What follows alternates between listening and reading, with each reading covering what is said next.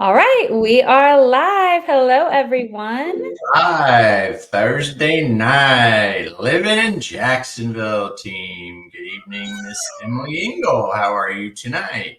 Doing great. How is everyone else? My daughter is making herself known. She'll settle down in just a moment. She's new to the world. She's got to be her voice loud, make sure she's known. Heck, I That's think right. people would be probably more entertained with her because she's so cute than listening to us. Let's be real here. But anyway, we're live Thursday night here in Living in Jacksonville channel. And tonight, as always, Miss Emily Engel has come up with some really good notes and preparation on a topic which is pretty near and dear in my heart because we were talking a little bit post show about short-term rentals, vacation rentals, and in Florida, it is a big vacation rental market. And there have been people reaching out going, hey, what do I invest? What's a good, product to invest in? And certainly in Florida, vacation rentals is one of them. And tonight, we are going to talk about the different areas here in Northeast Florida, which are popular short-term rental locations. And, we thought about this because in a lot of communities that we work in, they have very strict HOAs. A lot of these master plan communities forget about it. So we're like, well, where can you, get a really awesome vacation rental? And what is your purpose in doing that? Is it just something where you can go and stay when you want to? Is it something you're trying to make a little bit of investment dollars? It depends on what your goal is. So we're going to discuss that tonight. But before we get started, as always, if you're watching live, if you come on here, make sure you go ahead and leave a comment. Tell us where you're watching from. And of course, if you have any questions, add that into the comments. We love it when you guys watch. We love it when you participate. But even if you're not watching live, leave a comment. We'll be sure to try to get back to you and answer any questions that you may have. The whole idea of these on Thursday nights is to be as interactive as possible and hopefully grow you as an audience. And so wherever you're watching from, make sure you make a mention of that in the comments because we love it, right? Yes, so we love it. It's really interesting because obviously this channel brings or connects us with a lot of people that are relocating. And sometimes it's surprising where we happen to connect with people from. So love just seeing kind of where our viewers are at, especially right now. I feel like a lot of us have something in common. We're all battling the cold. So I love knowing like where are you? What is the temperature? How are you surviving? All that good stuff. Yeah. Yeah. I mean, we're so blessed down here. We're complaining about what, 45, 55 degrees. I mean, yesterday it was cold, but the sun was out. Today the sun wasn't out. So it was still chilly, much chillier than yesterday. The sun was strong yesterday. And so that was why I went ahead and shot video yesterday because it was pretty, it was gorgeous out.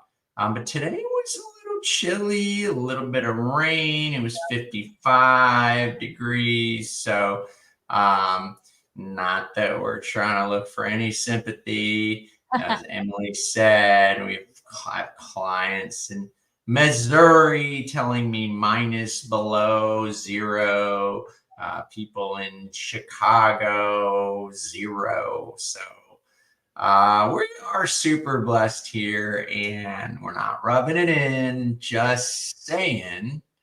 But you know what? If you want a vacation home, at least that, then find yourself a vacation rental and come down part of the year. Exactly, exactly. It's all teed up. Yeah. So what are we going to start with first? I know you've got the locations teed up. What Yeah. should we start with first? So I think first we can just start with pointing out the kind of like most like the top 5 areas that really draw people in as far as looking for a vacation rental. And it's perfect because as usual, you and I did not quite get to connect on this ahead of time. Thank you for trusting me so much and preparing for our shows. But we just got on a minute ago to get ready. And you even said, we were looking for a vacation rental ourselves and actually looked in every single one of these places. So first we'll start with there, kind of showing just the top 5. And as we go through that, you mentioned how there are some areas that really aren't the best fit, there are some really, really desirable areas to live in Northeast Florida, but have very strict rules against short-term rentals for various reasons. So I want to point that out as well, because there are definitely areas where someone might think, oh, I love this, we should get a vacation home here, which is great. But if you're wanting to, rent it out most of the year and you come down for 2 weeks, that might not be the best fit depending on where it is. So I have the map pulled up for us. Here we go. So as you can see, here we are in the greater Jacksonville area. If you come down here, we've got St. Augustine and below. These are our top 5 locations. So Fernandina Beach is going to be the northernmost up near Amelia Island. We've got Jacksonville Beach. Volano Beach is like just before St. Augustine Beach, both of which are very popular. And then moving further south, Flagler Beach. What's great about a lot of these locations is that you can find an investment property close to the beach for far less than you would if you start moving toward Daytona Beach and these more southern areas in the state. Would you agree with that? Yeah, and I think that's for obvious reasons because again, I don't like to beat a dead horse, but temperatures Orlando south or south of us are maybe a warmer climate than our climate. So like you're gonna go rent a beach house in Jack's Beach or in Amelia Island, which is in Fernandina Beach. You're not going to be hanging out at the beach today when it's 55 degrees out. You may walk on the beach, maybe, but you're not going to be chilling the beach like some people may be doing. Although I still heard South Florida is still cold right now. So I think the more south you go, it's a little bit more tropical. And those areas are really well-known, established tourist destination. I might say a little bit of an exception for St. Augustine because St. Augustine is probably it's the most historical, oldest city in the United States. It's a massive tourist destination for Florida. So maybe that's an exception, but so you're going to see definitely higher price tags in those areas because the more population density it is and the more visitors go to that area, the more profitable vacation rental is going to be. Therefore, you're going to pay a premium for that. Definitely. And I do think I like having the varying I want to say perspective, but I feel like that's not the right word, but how you have some differences. Jacksonville Beach is kind of becoming, I think, maybe a touristy destination, but then you have some other areas that really aren't as touristy. And some people like that. Like some people, the purchaser of the vacation home, but then also the vacationer. Like some vacationers prefer to go to a more low key area and not have to fight crowds in the popular times of the year and that sort of thing. So you really have kind of a lot of options, even just in this little stretch of Florida. I also want to point out before we dive into each of these, let me just find my mouse. I'm going to zoom out a good bit here. So maybe that's too far. You can kind of see, I feel like you can see it better on like a normal map, but we're kind of in a dip here in the, where Jacksonville is. There's kind of like a curve to the state. And for whatever reason, because of that curve, I feel like we typically do not get hit as hard with storms.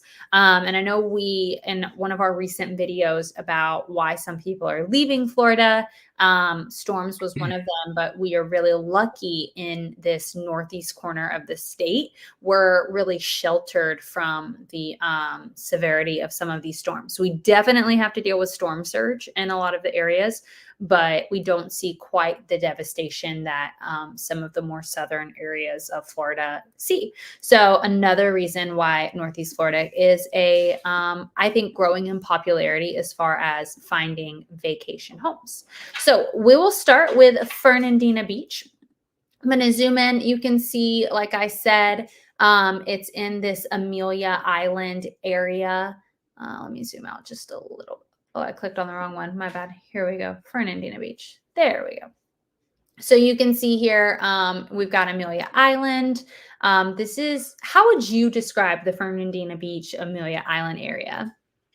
Yeah, Amelia Island is it's a beautiful place, but it's still got like a lot going on. Like there's a major paper mill there. There's still a lot of shrimp boats there, so they have a huge shrimp festival. It's a very small, quaint island. Yet it's got a lot of historical stuff. There's a lot of preserves and Mhm. parks. There's wild horses on that. There's like on the island there. So there's a lot to do there, and there's really a cool little downtown area, and they're really growing tremendously with lots of different options. They have a new little miniature golf downtown where you can grab a drink and play miniature golf. They have a ton of great established restaurants, cool little stores. So they have a very cool little downtown area, if you will. And it's just fun because it's near the waterfront, and there's a lot of things to do. You can go ahead and do a boat tour. You can take your kids on a boat tour to learn how the shrimpers go shrimping. They have a lot of different festivals during the year. So beautiful, quaint little town. And then on the other side of the island, you'll also see like there's a very nice Ritz Carlton property in the Omni is there. So if you want that resort style experience, then the Ritz Carlton is super family friendly and is a beautiful property. It's massively expensive, but it is a gorgeous property. We've used mileage to stay there. We did New Year's there, and it is absolutely incredible. Great golfing. So it's a great destination for a lot of different reasons. And of course, they have the beaches as well when it's warmer out. So it's got a really cool southern Georgia influence because it's so close to Georgia. You can go to Cumberland Island, all these very historically rich, established islands from aristocratic families from the days of I don't know what am I thinking of. So the Vanderbilts and all those families. These are places, these islands off of Amelia Island in Georgia there. That's where they all came for the summertime with their families to fish and boat and relax. So lots of history, lots to do. I love Amelia Island. Actually, my in-laws happen to live there, and that's why we ended up here. So we love it. We're about here in Jacksonville or the Nocatee area. We're about an hour away. So we like to go and visit there and get out of town. There's again a lot of different festivals and great times a year to go there as well. So much to do, so much to say about Amelia Island. Yeah. If you want to talk about short-term rentals, Amelia Island is very established. Folks that live there, been there a long time, never left. We definitely have a lot of new families and people that have moved to the area, a great deal amount of retirees. But the locals have hung in there. And short-term rentals, you have to have specific zoning there. I think it's R3. And they go quick. If there's an opportunity to purchase a property, it's not easy. You have to be ready and ready to go. So, and those zoning, it's not like they just change. You can't just go change zoning for short-term rental. It has to be very specific. So you have to make sure that the property you're buying has the correct zoning that you're able to do a short-term rental. Yeah, and I was looking just at in general the median sold price in Fernandina Beach. And just in this past December, the median sold price was just over or just under 570,000. But we were talking before the show, and you said that for purchasing a vacation rental, a lot of times it's going to be even more expensive just because that supply is so low, the demand is so high for a vacation rental there. Yeah, absolutely. There's a lot of historical Airbnbs downtown. American Beach is a very popular area by the beach where they have vacation rentals. Again, lots of hotels. So you're definitely going to be competing. And if you are able to find a property that has the right zoning for vacation rental, you're definitely going to pay a little bit, because naturally the best properties for vacation rental are either downtown, so people can walk and go out to dinner or whatnot, or it's going to be near the beach. And so for those properties, sure, you're going to pay a lot more than interior homes, residential. So yeah, I think you'd have to have a healthy budget of at least $500,000, 600,000. I told you earlier we were entertaining a beach property there a while ago. It was probably 2-3 years ago. God knows what the property's worth today, but we were looking at $1 million with our partners. But it was right there on the beach, So, but it's like the rest of Florida. It's growing massively, and I'm sure it's going to be a little tough. It's like finding a diamond in the rough. Yeah. What would you say to someone who says, you know what, I love it here, and I'm just going to see if I can fly under the radar and buy a property that doesn't have the right zoning and still rent it out? Yeah, I mean, I would never do it. Not a chance. Specifically in Amelia Island, it's just a small island. All the locals know one another. It's just a tight area. You can't just come in as an outsider and do stuff like that. It would never work out in your favor. And also, I want to say, as personal person that runs a short-term rental, when you're looking for a short-term rental, you want to make sure that if you're not buying it all cash and you do have to cover a mortgage and expenses, you want to make sure that if it, for some reason, the permitting or something happens with short-term rentals, that you're still able to rent it out and cover your bills, annually as a backup, just to be safe. I'm very conservative, so I would look at a property. We're looking at properties in Jax Beach. And I would say, hey, I like this property a lot. If something were to ever happen and the rules were to change with short-term rentals, because look what happened in New York. I mean, oh my gosh, I think they just shut down all the short-term rentals because all the hotels got together and paid off the politicians probably.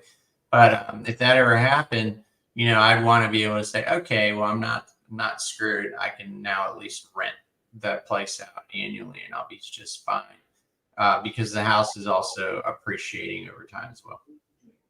Yeah, I couldn't agree more. I don't think it's worth it to take that risk and say, you know what, I'm going to try and see if I can get away with it, because I think you're so right. Especially in some of these areas where there are some people that don't really love the growth and the increased tourism. And so there are some people out there that are looking for someone to mess up so they can say, nope, out of here. But I think that Fernandina Beach, Amelia Island is a really great area if you can find a property to purchase a vacation rental. I personally don't think that it will be difficult to get that rented out for vacations. We love visiting just in general, much like you said. We take the St. John's River Ferry from like the Mayport area over, and it's only a 5-minute ferry ride, but we love it. It's just so fun, and it's such a beautiful drive in. It's a really great place. So I definitely think it's a popular destination for a reason. Our next place on the list is none other than Jacksonville Beach.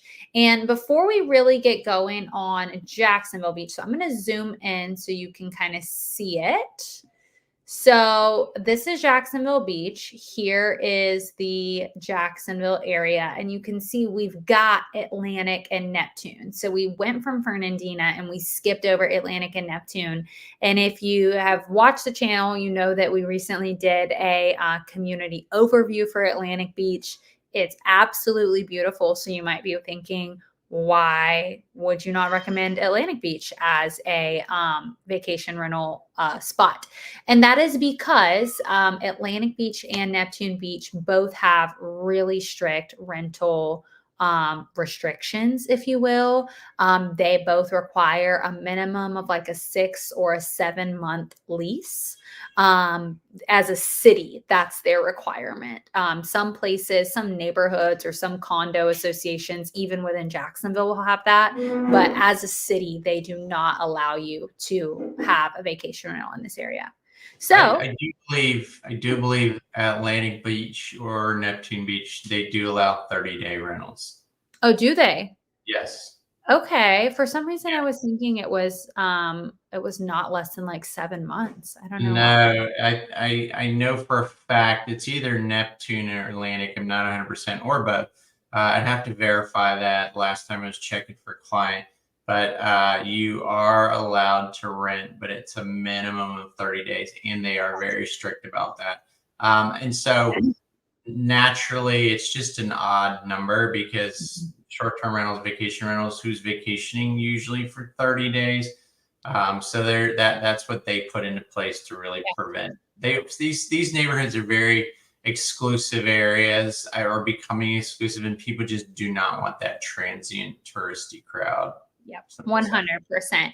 And you'll see that Jacksonville Beach is so close to these areas. So even if you were to purchase a vacation rental in Jacksonville Beach, your guests could very easily walk to some of the areas in Atlantic Beach or bike to some of the areas. And I say Atlantic because that's the furthest. So they would definitely go through Neptune, because Atlantic Beach does have a really nice like town center area that people like.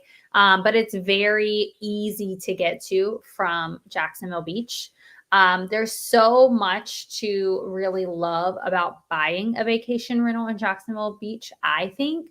Number one, there are quite a few condo associations that do allow rentals. Some don't, but there are quite a few that do. And a lot of times you can purchase a condo. I say a lot of times, sometimes you can purchase a condo for less money than you would a kind of like a single family home. Now, you have to be on the lookout for the condo association fees because those can get you if you're not careful. But that is a great opportunity to get a property that is truly oceanfront as far as wanting something for a vacation rental. But another thing that I love about it, I'm going to see if I can zoom in here. So here is Beach Boulevard. You've got in this area where the Seawalk Pavilion is, that's where the pier is. So you've got that right there. I think my parents, when they came and visited, they were right here. So right here on this 15th Avenue North area. And it might seem kind of far from the beach. It's kind of like in the middle between the intercoastal and the ocean, but it ended up being such a great location. We walked to breakfast at Metro Diner that was right here. We easily biked to Witt's Frozen Custard at the Atlantic Beach Town Center. So I love Jacksonville Beach as a location for vacation rentals. What is your opinion? Yeah, I mean, there's no doubt. I mean, Jack's Beach is kind of in between Ponte Vedra, a very exclusive area, and Neptune and Atlantic Beach, which is a very popular bohemian exclusive area. So that land is definitely going to be continuing to grow. We've seen massive growth already. Look, Margaritaville came here. It's not too bad. I went in the hotel and I'm like, you know what? This isn't too cheesy. It actually is kind of nice. It's on the waterfront. It's so our AC went out in like the middle of summer last year, and it was going to be like 3 days before someone could fix it. And we were like, bump this. We are not staying in this house with AC, like with no AC. So we went and stayed at Margaritaville, and it was awesome. We loved it. Yeah. I was quite impressed because I was impressed by the exterior, and then I went in like Jack's Beach needs a facelift, and it's getting it right. We went to I went to the Christmas lights or the night what they have. Yeah, Nights of Light, or what do they call it? Deck the chairs. Deck the chairs, right? I was super impressed. Lots of new restaurants, open bars. There's a really nice sushi restaurant with an ocean view, a second level. Yep. Just a lot of cool things are showing up there. I'm not big on the condo thing. I'm very scared of condos right now, to be honest with you, with insurance rates so high and all the issues that condo associations have had. So I'm not big on selling condos. I'm with your parents on the fact that anything between 8 and 10, 12 blocks from the beach to me is fantastic. Yeah, it's still walking distance. You can jump on a bike and ride to the beach or ride along the boardwalk there. So I love these older single family homes. If you can purchase one of those, fix them up, you can do a decent amount of good business from that as long as you're staging it and outfitting it properly. So I love Jack's Beach. I think it's so undervalued right now to be so close to the beach and such a cool scene that I think that that's definitely a place to look into. Now, with that all being said, there are a lot of vacation rentals and it is competitive. So again, if you're not running it, make sure you have a property management company that you trust and really know what they're doing. The question I had to you though, when you said it, do you think Jack's Beach is touristy? So as someone that lives here, yes. Okay. And like my good friend, she lives in Neptune Beach and we lived in Atlantic Beach for a little while. And like when we're going to the beach in the summer, we don't prefer to go to Jacksonville Beach because it can be a little crowded, but Mhm. we like want to be able to find easy parking, like just walk right onto the beach, easily find a spot. But some people like, having people around. I will say I was in Atlantic Beach once and I was so thankful that there were people around because me and my friend were about to get into the water and there was a gentleman standing there and he said, "Ladies, don't go right there. There's a shark." And we look over and sure enough, there was a shark right there in the water. And obviously there are sharks in the ocean, but a lot of times, being in groups of people kind of helps deter.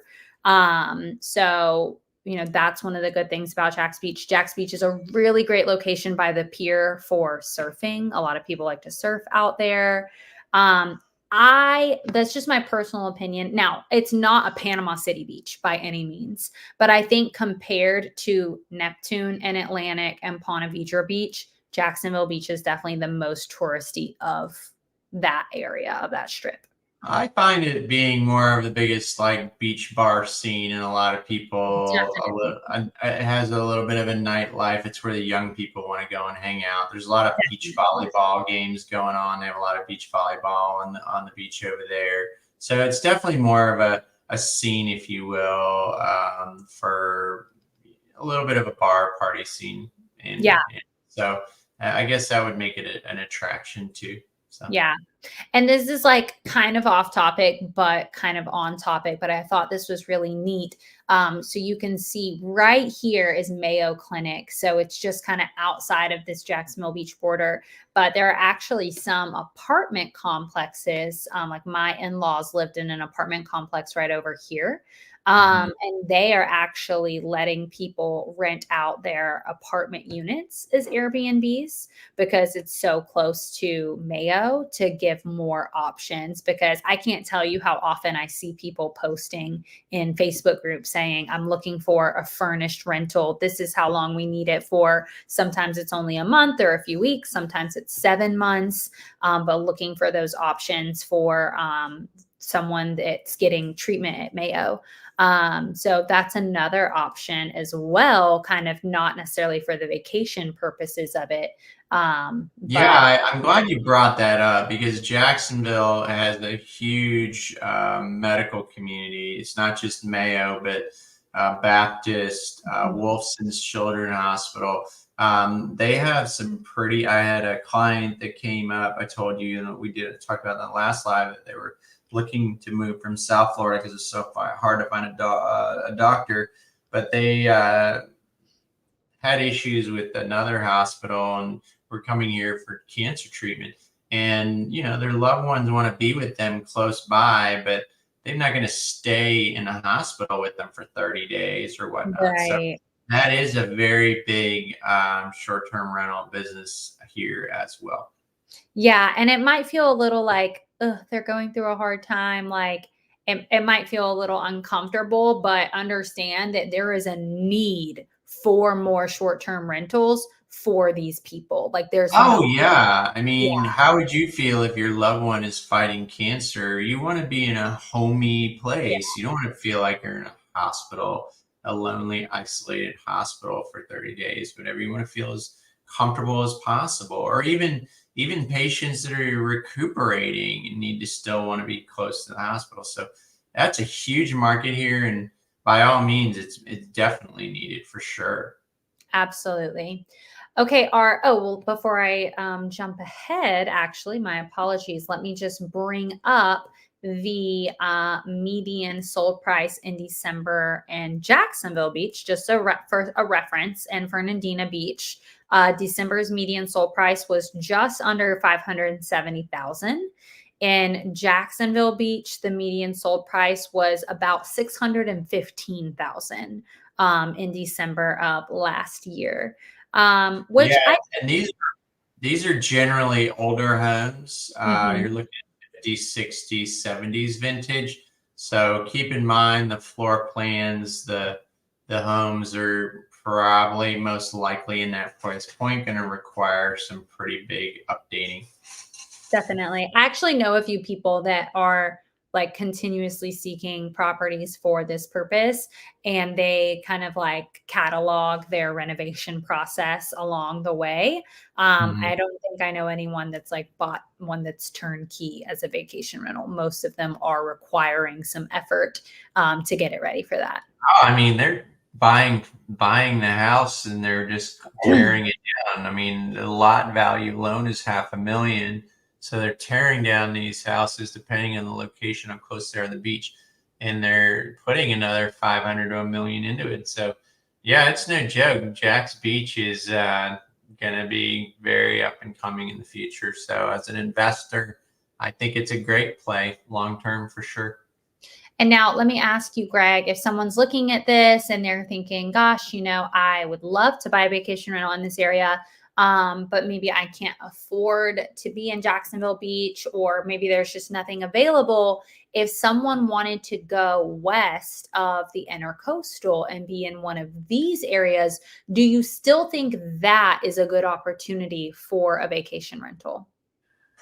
Um,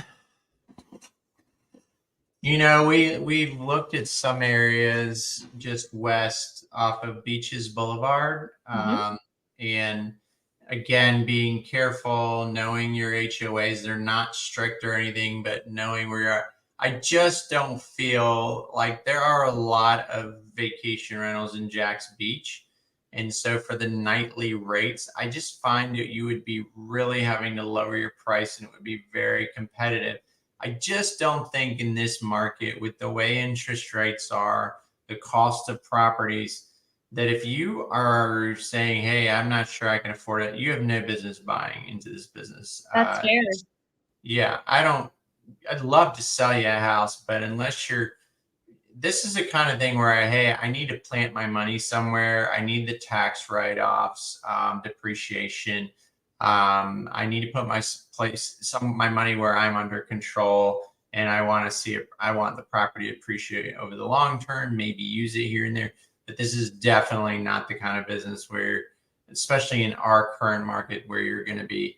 Well, we can't afford Jack's Beach, but we should now. You shouldn't be doing it then. Yeah. And there is a draw of just getting to be able to like get to the beach, if that makes sense. Before we moved here, so I'm gonna zoom in and tell a funny little story. Whenever I first moved here, my husband and I lived right in this area off of San Pablo, which is a pretty desirable location. And there is a infamous sub shop called Angie's Sub Shop, and it's like right in this little area. And I remember saying, "Let's walk to Angie's," and he was like, "You're crazy. Like, we're not walking to Angie's." And I'm like, "No, it's not that far, because if you pull it up on the map and look at like the miles, it's not far at all."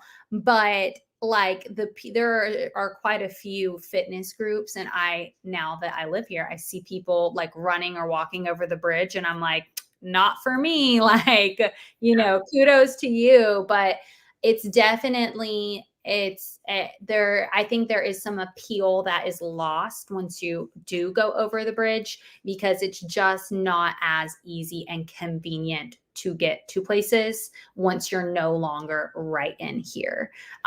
There is a lot of golf cart rental available in the area now, which I think is really cool. But you can't take it on a road where the speed limit is like over 35, I think. Yeah. And so that, you can't take it over the bridge at that point, and that would be dangerous too. Yeah, that's a very high traffic area. I mean, even San Pablo area, man, the traffic's crazy over there. That's insane to me coming from Nocatee where everything's spread out. We have dedicated golf cart roads over there. It's crazy. I mean, if you want to be in the mix, that's where you are, right? Yeah. Uh, Everything is in that area. One of my favorite cooking schools, Jack's Cooking School, is over there. Um, Mhm. yeah, that's not like, hey, let's be over here and go over the beach. No, that road is insane and people are driving fast. So Yeah, people definitely don't go the speed limit, I can tell you that much. yeah. But, I'll keep us moving, keep us on track. Thanks for letting me get us off track for a second. So going further south, many, many people are familiar with St. Augustine Beach. Maybe not so many people familiar with Volano Beach, which is just north, and that is the next stop. So Volano Beach, let me zoom in here. As you can see, pretty small, but was listed as one of the top areas to purchase a vacation rental in Northeast Florida. So again, you said that you guys looked in Volano Beach. So tell me, what was your take? Yeah, so Volano Beach is a little strip of beach between South Ponte Vedra Beach and St. Augustine. It's very quaint, but if you look at the map there, it's very skinny. Yeah, there's a big ocean on the Atlantic to the right, and then that intercoastal or river to the left is also very big as well. So it's a very thin strip of land, and it is very windy. You really feel like you're on an island over there. And so very quaint, cute little place. Awesome place. As of recent, remember we keep talking about these storm surges. Really bad storm surges in the St. Augustine area, and Volano's beaches took a hit. As you may know, that in all of Florida, we have major problems with beach erosion, and Volano got hit pretty bad not too long ago. And I believe there's a beach restoration project in the future there. So I like Volano Beach, or I liked Volano Beach. It also has a lot of vacation rentals. It's a competitive market. My concern with that area right now is I'd have to really see where the beach erosion is going and what's the prospects in the future of that. Man, I hate being so doom and gloom about a beautiful little area. But hey guys, I'm a real estate professional. I don't need to sell you anything, and I don't want to sell you something where you're like, oh my God, it's been horrible. But man, I showed a beach house there that was on the beach, and they had what the cool thing about that is, if you are going to buy a beach house in Milano Beach, is you want to have that seawall. And that's a Mhm. concrete wall, and it's about 80 grand, a good solid seawall, depending how wide the property is. And this house had it, and it had a rooftop. You just sat up there, and it just basically looking over the ocean. It was beautiful, and it had a seawall. And I mean, at the time, it was like 750 grand to have a house on the beach. And sometimes I regret I didn't buy it, my client didn't buy it, but you can find stuff there, and that's not too far down from our friend Ed Milet in South Ponte Vedra Beach. Yeah. There are opportunities there. There are a lot of vacation rentals. You just have to buy the right one and make sure that you have protection like a seawall, because the erosion is pretty bad. I went on a little diatribe about that. But I did fall in love with this beach house. I go, how cool would it be to be right on sand like that? Yeah, I was And that trying house to had a find a seawall. picture to see if there were any pictures of the seawall to kind of show what you're saying. Maybe kind of right here. Yeah, I mean, basically, the house had a little yard on the beach, and then it's all compacted sand. And then just like those seawalls you see, or maybe you can see one right there. Yeah, Yeah. it's So, basically a wall that protects your yard from eroding from the ocean, so waves would batter up against it. It's protecting your house. So I think if you're going to be on the beach in Volano Beach, you're definitely going to want that. Otherwise, you find a property near, like, you ever been to Cap's restaurant? no, I want to go. It looks amazing, but no, I Oh haven't my been gosh. yet. Yeah. Yeah, the Caps is like, you got to go there if you're visiting town. We need to do a video for our people coming into town, where the places they should go. But Caps is definitely one of those. It's a restaurant on the intercoastal side, and it's in a neighborhood, basically on the intercoastal side. And there are definitely houses around there that are on the vacation rental program. But that place is just so fun to go have drinks and have a nice piece of fish or whatever on Northeast Florida's intercoastal. It's so it's so picturesque, Yeah, so that not built atmosphere up. looks It's really amazing. old. Yeah, it's like really old Florida. I can't believe that you got to go down there. Yeah, it's funny because whenever I first moved here, I'm not really a seafood person. So anywhere that I thought was like mainly seafood, I'm like, no, let's not go there. And then I started realizing that pretty much everywhere offers steak, and I love steak. I'm like, what are we doing? Like, we need to go. Um, Yeah, the food is good. They don't serve lunch though. I think they only serve dinner, and they're closed certain days. So make sure you call okay, and find out they're open. And it does get pretty busy in the warmer climate around 6, 7. Forget about it. Everybody's there by the right. bar or whatever. It's gorgeous, Okay. beautiful. Now we have to go. Yes. Yeah, so as far as like what you were saying with the erosion versus the surge, I mean it's so, like you said, this is such a little skinny strip of land that if you're on this side, I imagine you're facing the erosion. And if you're on this side, really either side, you're going to feel the surge if a big enough storm comes in. But 100%. yeah, Yep. this is only a few blocks right here, and that's what all of this is going to cause the surge for you. Yeah, and when the storms do come, your insurance can be outrageous. And when the storms do come, I know, well, I don't remember which storm it was, but a lot of people were affected, Mhm. and those insurance claims took forever just Yeah. to get minor work fixed with some of the homes that needed to restore their foundations or whatnot. So yeah, it's a little scary over there. I wouldn't do it, and I had looked at it in the past, maybe 5 years ago, but I wouldn't do it today. Yeah, I love that perspective. So, just south of Volano is St. Augustine Beach, which is also recommended. Before we go there, I just want to point out, so here is Anastasia Island. If you guys ever keep up with the HGTV Dream Home, they do a build in, I'm sorry for my dog, they do a build in different parts of the country. And this year's HGTV Dream Home is in Anastasia Island. And it is absolutely beautiful. And I am just wishfully thinking, but you can enter to win that dream home until February 15th, I believe.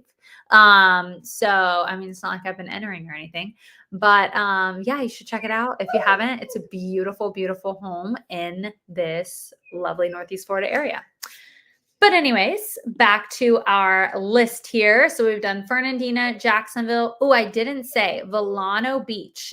Their median sold price in December was just over 1.5 million. So much more expensive as far as trying to purchase in that area. Yeah, and again, those are most likely a beach property. They are nice sized, large beaches. Look, there's not a lot of places in the country or in Florida for that matter where you can go buy a house on the beach for 1.5 million or 1.3 million or whatever. Anywhere in South Florida, you're going to pay 2, 3, 4, 5. 15, 20, 30, 40 million if you're Yeah. in South Florida. So it's all just a matter of perspective of location and what you're getting if you want to live that lifestyle. Definitely.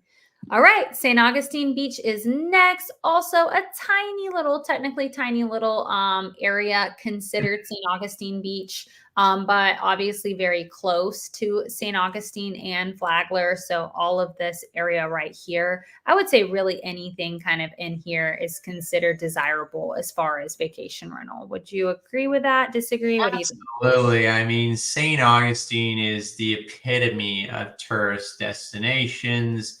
I mean, we were down, I sent you the video of us. Yeah. They did if you haven't seen the Night of Lights in St. Augustine at Christmas time, it's an absolute must. The city is absolutely beautiful.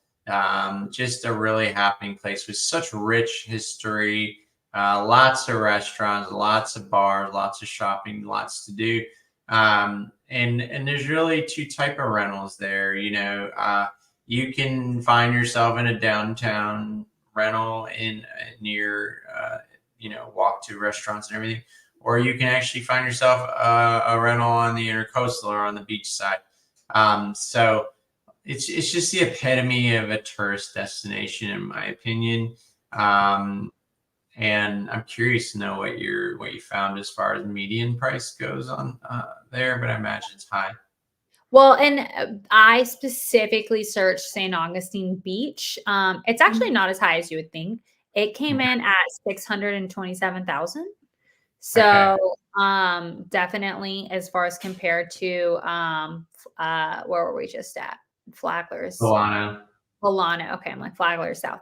More affordable compared to Volano. But like you said, this data is not for vacation rentals. This is for everything. Yeah. Um, and so when you're looking for a vacation rental, kind of wading your way through the various restrictions and like you said, zoning and things like that. Because even if it's allowed in the city, always do your due diligence and make sure if you're part of an HOA or anything like that, that you're free and clear. But I would imagine just with the sheer demand of vacation rentals that it will probably be a little more expensive to purchase in that area. Yeah, I mean, it depends on what product we're talking about. St. Augustine is very historical, so you may be able to find a cheaper home, but you're going to spend some money to rehab it if it's an old St. Augustine home. So it just really depends. There's such a variation of what you can get there. I kind of feel like there's two types of properties for a vacation rental. One is like a smaller place where as a couple, you and your husband can go and hang out in downtown, have dinner, have a nice romantic evening, and then just go back to your little cute B&B, a small Mhm. little 1 bedroom place near downtown.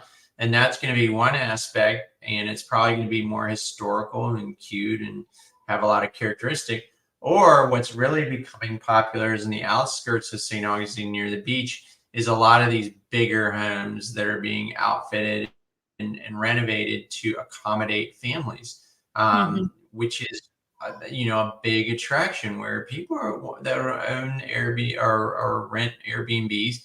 It's usually because they, or at least a lot of our clients, they usually have another family with them, friends, or they're usually having some kind of family celebration where they're meeting up together as a reunion. And so I think if you have the money, that's where the great opportunities are in St. Augustine, is to find a nice big property, make sure it has a pool, and really accommodate for family reunions.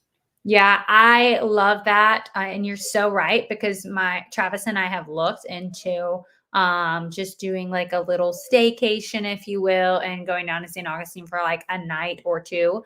And we have looked this isn't his favorite, but I love the historic properties. And we've looked at bed and breakfast where sometimes you're even just renting a room in like a true bed and breakfast.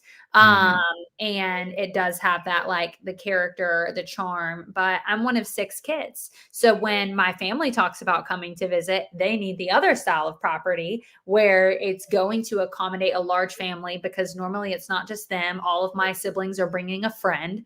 So then the 5 children turns into 10 children plus 2 adults, and we'll go hang out with them. So you need that larger area. And I love that you said that about the pool. Some people, I grew up vacationing in the Gulf, and Gulf water and Atlantic water are not the same. Yeah. And if you are not familiar with that, like my mom is, she doesn't like the Atlantic. My siblings love it because they love the waves and they can get on their boogie board and stuff like that that you can't really do in the Gulf. But like now when my mom comes to visit, she's like, if it doesn't have a pool, we're not staying there, because she does not enjoy going to the ocean on the Atlantic. So I love that you mentioned that. I think having a pool as an option just makes your property so much more desirable. 100%. That goes for Jack's Beach area as well. And if you're in a community maybe that at least has a pool access, that's important. We're always looking for that. We went and rented you're going down south, so we rented an Airbnb in Crescent Beach, and I have 2 daughters, and they, we're on vacation. They're going to want to go in the pool. Yep. And if we do go to the beach, they're going to want to go in the pool afterwards. Yep. So we're always scoping out a pool home first. Yeah, absolutely. And then I already said our price here was just over like $650. Our last top desired area in the Northeast Florida area for a vacation rental is going to be a little bit further south, just north of Daytona Beach, known as Flagler Beach. So Flagler Beach is this little bitty strip right here. So tell us about Flagler Beach. Yeah, so Flagler Beach, blah, blah, blah. Now, Daytona is really like old school Florida. You know what I mean? People always, Daytona, like you think about Daytona spring break. It's either Fort Lauderdale or Fort Lickerdale spring break, or Daytona Beach, or Bike Week, or Daytona 500. It's one of those places where you can go drive your car on the beach, that kind of stuff, which I believe you can do in St. Augustine as well, by the way. You can drive your vehicle on the beach, certain part of the beaches of St. Augustine, which I don't love, but some people like to just be able to drive their truck on the beach and pull up a cooler or whatever. But anyway, I digress. Focus. Flagler Beach to me is like a really cute old Florida beach town, and it really does feel that way, a very salty beach town. And it's really unfortunate right now, because I remember, as you were saying in the beginning of this video, that Jacksonville and our area is kind of protected from storms, is because the reality is that if you kind of zone out on that map really quick, that little dip in the corner of Jacksonville before you get into Georgia and the Carolinas, I call it a little bit of an armpit, go a little bit more. The reality is it's storms usually hit south, like between Daytona up to St. Augustine, and then they kind of bank off of that, and then they go up towards the Carolinas. That's usually what happens with storms, right? So those areas there, like Flagler Beach and even St. Augustine, very prone to flooding. So you have to be very cautious if you're buying in St. Augustine. Be very, very cautious. Talk to an insurance agent and find out the flood zone, because you will be required to have a flood zone in Florida. And the next year, pretty soon, everybody's going to have flood insurance. But Flagler has taken a beating from erosion and surges. So been through some properties there. Right now, the pier is not even open. That's how bad. It's not even safe. If you're looking on the right side there, the beach is so eroded that literally there's a seawall off the road. So it's kind of sad. I laugh, but I mean, you literally feel like you're driving on the beach. There's just some rocks and there's sand and water. And depending on the tide, the water will be up against the road or it'll be. So they've lost a lot of their beaches. It's very sad. There you go. So it just means it matters if it's high tide or low tide. And then on the other side of the barrier island, on the intercoastal side, kind of like Volano Beach, it slopes massively. So the pier's not open right now. So it slopes massively. So depending on where you are on the intercoastal side, you really have to be cautious of flooding. So I walked through a lot of homes that were for sale there, and they had at least 3 inches of water on their bottom floor just from the last storm surge we had, and it was not even a hurricane. So I understand that. Guess what? Margaritaville is coming to Flagler Beach.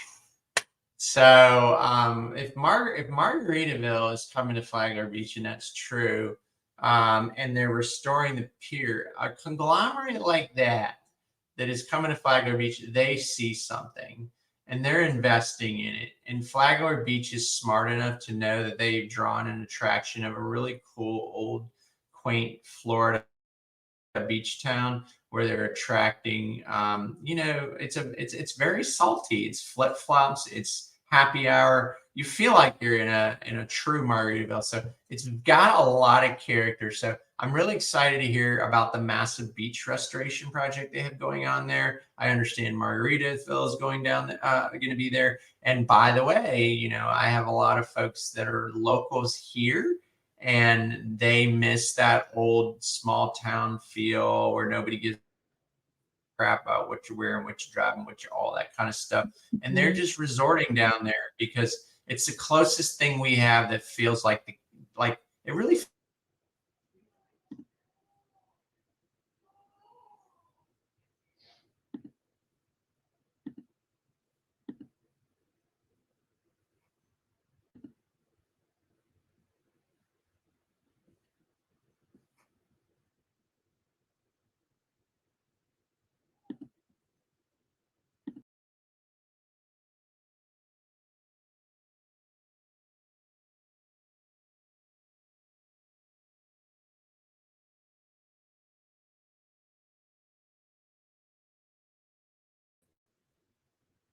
All right, guys, I am so sorry. The internet just kind of glitched there for a second. So I'm going to give Greg a second to hop back on. Thank you for bearing with us. My apologies.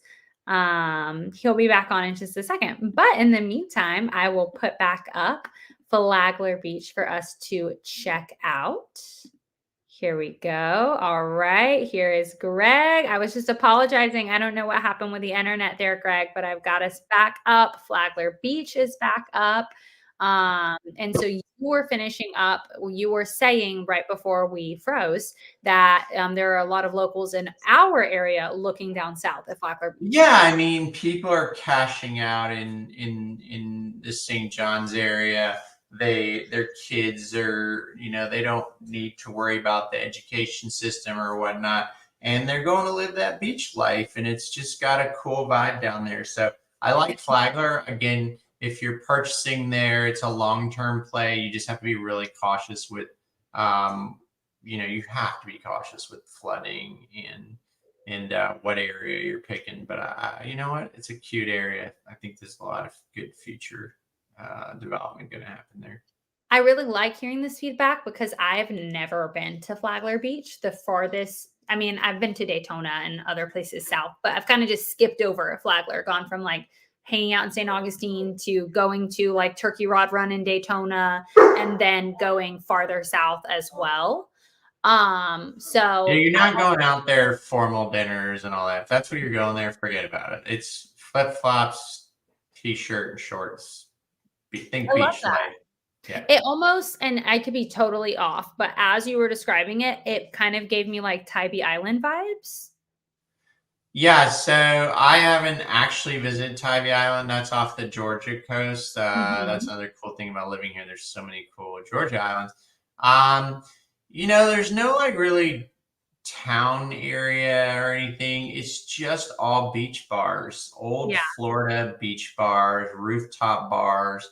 in restaurants and fishing and beach, and I that's love it. that. Yeah. I love that. I think it is similar then because the main town near Tybee is Savannah, but like Yeah. actually Tybee Island, it's really just like residential restaurants, beach, and that's pretty much it. Yeah. So we're coming up on our hour. So I wanted to, those are our top five in Northeast Florida for vacation rentals. So you've got the areas, you've got our opinion of them. And I didn't mention Flagler Beach. It's on the come up, as Greg just described, with Margaritaville taking interest.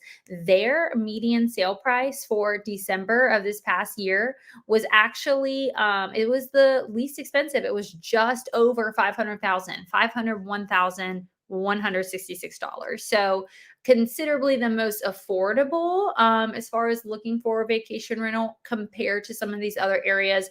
But just remember, if you're in an area where there's not a lot of options, but there's high demand and it's in a great location, you are going to pay a premium price for that. So don't use these median prices as like, "Oh, they said this is how much it was going to cost." That is just kind of to give you a benchmark of what we saw in the market in December. And then to wrap us up tonight, don't leave us yet because I want to share some really cool resources. Sometimes with vacation rentals or investors, sometimes people think that it might not be necessary to work with an agent. Typically, when you're purchasing almost any property, there's not really a disadvantage of working with an agent because as of now, the seller still pays the buyer's agent's commission. And what I want to point out, I'm actually going to share a different screen with you guys. So I have to stop sharing and then reshare this other one. Here we go. Okay, so we actually have the ability in our MLS to search specifically for properties based on the minimum rental requirement. So when I set up this search, whenever I was getting ready earlier, I did a 0-day minimum and then a 3-night minimum. Now, this does not include all of the properties because the agent, when they input the listing, they actually have to make that selection. They don't have to, they can choose to make that selection. So if they skip over that part as optional, they might have a property that fits your criteria that doesn't show up. Another benefit to working with a real estate professional that really understands the area. But I love this feature of our MLS because it at least gives you a starting point. It at least says, hey, these properties definitely fit my criteria. So you can see we've talked about here's Jacksonville Beach. Like we said, nothing showing up in Atlantic and Neptune because I did 0-day minimum and 3-day minimum. You've got some that are showing up in downtown Springfield. So lots of options. We just talked about the most popular tonight. And then Greg, I also wanted you to mention, I asked you earlier in the day and I already forgot what it's called. If you have any special tools that you guys used when you were trying to determine if a property was the right fit for you finding an investment property. Yeah. So for vacation rentals, there's airdna.com. That's a tool that basically takes all the data from Airbnb and I think maybe one other, and they put all that data together on what the occupancy rates are, meaning, how often are these places being rented, and then they also show you what their nightly rates are, and if you pay an additional fee, you can really see all the listings there and compare properties and what nightly rates are. So that's a big tool that we use. And then I don't stop there. When we were shopping for our vacation rental, the next thing I highly recommend, whether you're going to manage the property yourself or not, is, and again, that's another good reason to have a real estate professional. If you're not from the area, I can recommend management companies if you're not going to manage it, because it is a lot of work. But it's really important to, whether you're going to use management or not, it's just important to say, hey guys, I heard you're an amazing management company, that you specialize in short-term rentals. This is the address of the property I'm looking at. Do you have similar properties in the area, and what are they getting nightly, and what's the occupancy rate? So occupancy rate, is it occupied 80% of the year? Is it occupied 65% of the year? And what are the nightly rates? And what can I see? And they should be able to give you a good property management company should give you a pro forma on that performance of the property that you're prospecting to buy as a vacation rental. And everybody's reasons are different. Like some people say, I got to make X amount of dollars. Some people may say, if I can break even and stay there 3 times a year, I'm in. So everybody has different reasons for getting in the business. People think it's really easy and is very lucrative. It got really, really watered down in the last 5 years. And then you're competing against major corporations that are buying up all these investment properties as well. So you definitely want to have a real estate professional. You want to have a good management company and pick their brain as well, because they really have their finger on the pulse on that market for sure. And then finally, you want to make sure that you're also calling a local insurance agent to make sure you understand what your insurance is going to be like. Because insurance on if it's a proper insurance or vacation rental, it's not cheap. It's even more than sometimes residential. That is great advice. So thank you for saying that, because you've been through it. You're looking at additional investment properties. So I knew you would be so perfect for this topic tonight. So it's fun. We like it. I mean, it is a cool thing. It's exciting. You've got to be a little bit of a risk taker, and there's a lot of tax benefits as a real estate professional for us. So, and if you're really into like outfitting a property and making it unique and making it cool, and that's fun for you, then that's maybe something you want to get into. But managing is not always fun. There are certain times, special areas like Jack's Beach, they do attract a party scene. So you're going to get some weird stuff in your property if you're not screening properly. And there's definitely a party scene in Jack's Beach vacation rental market. So true. That's funny. We have one comment here. Yes. So this, I saved it for the end because it was a little off topic. But so we have someone relocating to St. John's from New Jersey. Is there anything that he should be aware of in terms of security, education, potential growth in real estate value? I mean, I'm just going to give you my opinion, which is that you could not have picked a better. Be careful on your opinion. Be careful with your opinion, especially when you start talking about we can't comment in crime or any of that stuff legally. I was going to say, in general, I don't think you could have picked a better location as far as St. Johns County. Excellent education, one of the top in the state, was #1 for 9 years consecutive. Definitely growth as far as real estate goes. I think you're definitely going to be in a good spot. Yeah, I agree. I guess it depends if you're talking moving to the St. John's municipality or St. John's County. Certainly the northeast section of St. John's County is certainly has great education for sure. The school ratings, if you go to niche.com or greatschools.org. But and it's just a very family-oriented area. You definitely picking a great choice. I wouldn't have any concerns at all. There's a reason why so many people are moving here every day. We're seeing massive growth.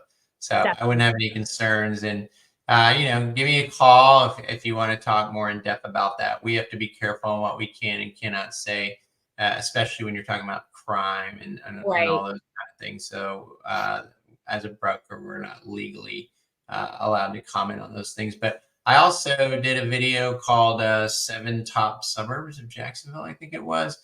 And a lot of those are in the St. Johns County, and those ratings are by the people on niche.com.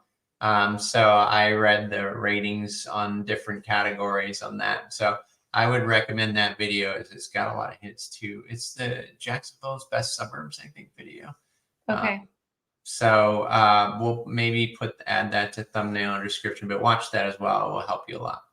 Definitely. I can even reply to this comment with a link to that. So, cool. Well, thank you all so much. I know we went a little bit over, but I did not want to end this without sharing those resources and Greg's like specific insight because it can be a lot to navigate when you're looking at purchasing a vacation rental.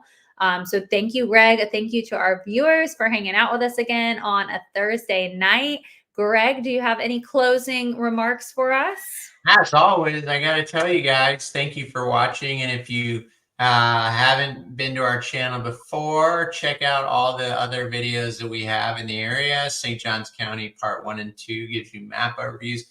We spent a lot of time on all these videos, so check out, subscribe. You're going to get 2 new videos every week, including this live, that are very informative. And if you are considering moving in the area, my information.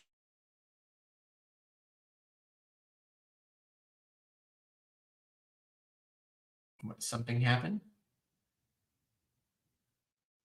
Something happened. We're good now. I don't know what Oh, we're happened. good. Yeah, we're Yeah. having internet problems tonight. I I don't know if it's know. you or Thanks not. for hanging in there. We still have people watching, so thank you guys for hanging in there with us. Well, the most important part, if you hung on, my information will be in the description below. You can call me, text me, email me. It's never too soon. I'd love to be a resource of choice, whether you're buying or selling. Text me, email me. It's me. You will get a hold of me, and I will get back to you as soon as I can. And you know what? It's never too early to start having that conversation. So thanks Definitely. for watching every Thursday night live at 8 o'clock. And make sure you subscribe. See you on the next one. See you next week, guys.